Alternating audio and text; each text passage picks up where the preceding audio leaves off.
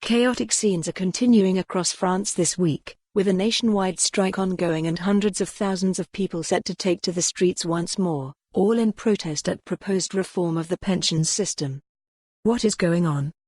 President Emmanuel Macron has pledged to overhaul the French welfare system, in its biggest transformation during the post-war era, with pension reforms at the heart of his proposals.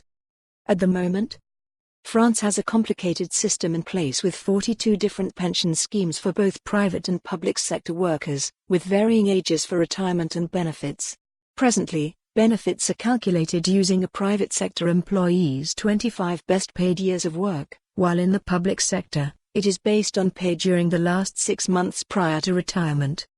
Also, France has an official pension age of 62, but some workers, such as railway and electricity employees, can retire on good pensions in their early to mid-50s, while 62 remains one of the lowest retirement ages among the Organization for Economic Cooperation and Development, OECD, group of rich nations.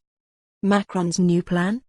He wants to create a consolidated system, rewarding employees for days worked by way of points that would be transferred into future pension benefits. Meanwhile, those retiring before 64 would be given a lower pension based on the points system. The problem is?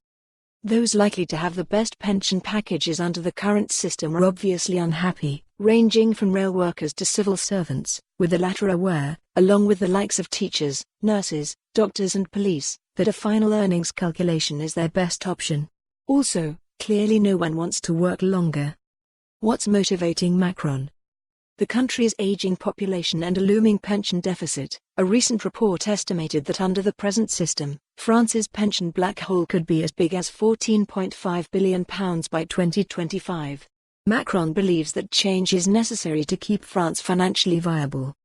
But strikes are causing chaos? Last Thursday, more than 800,000 people marched in cities across the country, with tear gas fired at masked protesters in Nantes and in Paris. Today, a general strike enters its 6th day.